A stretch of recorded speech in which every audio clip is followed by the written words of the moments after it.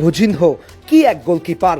আজ আর্জেন্টিনার যে কেপ ভার্দের সাথে জিততে গিয়ে নিজেদের জান প্রাণ প্রায় শেষ করে দিয়েছে, তার বড় কারণ এই গোলকিপার।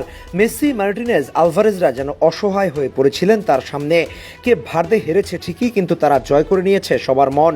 ছোট্ট একটা দেশ, যেই দেশের মানুষের চেয়ে আর্জেন্টিনার ফুটবলারের সংখ্যা বেশি, সেই দেশটাই যেন বিশ্বকাপে একটা চমক দেখিয়ে দিল।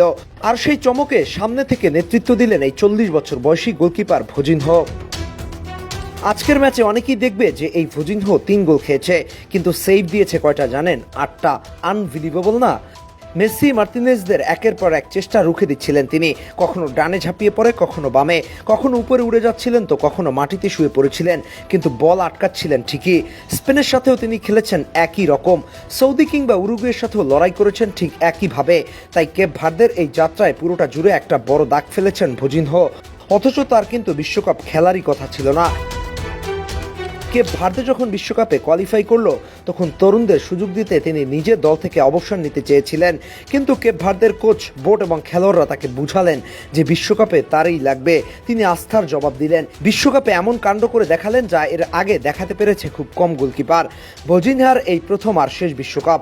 হাজার হাজার হারিয়ে যাওয়া নামের মতো ভুজিনহাও হারিয়ে যাবেন, যেমন হারিয়ে গেছেন তার আসল নামখানা, Josimar Jose Evora Dias. Cape Verde সম্পর্কে জানতে গিয়ে দেখলাম তার এই পর্তুগিজ নামের মানে লিটল ভয়েজ। তিনি এমন সমস্ত ক্লাবে খেলে গোটা জীবনটা কাটিয়েছেন, যেমন সাইপ্রাসের লিমাসল, অ্যাঙ্গোলার প্রোগ্রেসো। এই ক্লাবের খেলা সেই দেশের দর্শক বাদে নিয়মিত দেখেন বা ক্লাবের নামটুকু শুনেছেন এমন মানুষের সংখ্যাও নগণ্য। আরও অবাক করা ব্যাপার হলো, ভুজিনহো 25 বছর বয়সের আগে পেশাদার ফুটবলারই ছিলেন না। অ্যামেচার ফুটবল থেকে উঠে এসে আজ বিশ্বকাপ স্পেনকে রুখে দেওয়া গল্পটা যেন রূপকথার মতো। উরুগুয়েকে আটকে দেওয়াটাও ছিল ঠাকুমার ঝুলি। সৌদি আরবের গল্পটা যেন ফেইরি টেইল।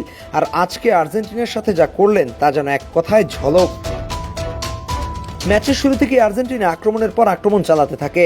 তাদের মিডফিল্ডের নিখুঁত পাসিং এবং উইং থেকে দ্রুতগতির আক্রমণ কেপ ভার্দের রক্ষণভাগে বারবার চাপ পড়ে, কিন্তু প্রতিবারই শেষ বাধা হয়ে দাঁড়ায় ভুজিনহো।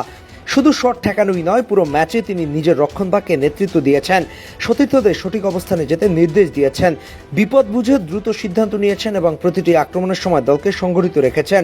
একজন গোলরক্ষকের প্রকৃত দায়িত্ব শুধু বল আটকানো নয়, পুরো রক্ষণকে পরিচালনা করা। ভুজিনহো সেটাই করেছেন নিখুঁতভাবে।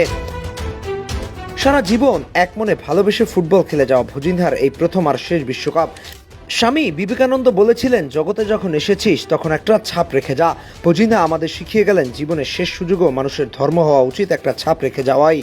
ভুজিনহো ছাপ রেখে গেছেন, মানুষ তাকে মনে রাখবে। কেপ ভার্দের নাম আসলে ভুজিনহোর নামটাও আসবে সবার মুখে।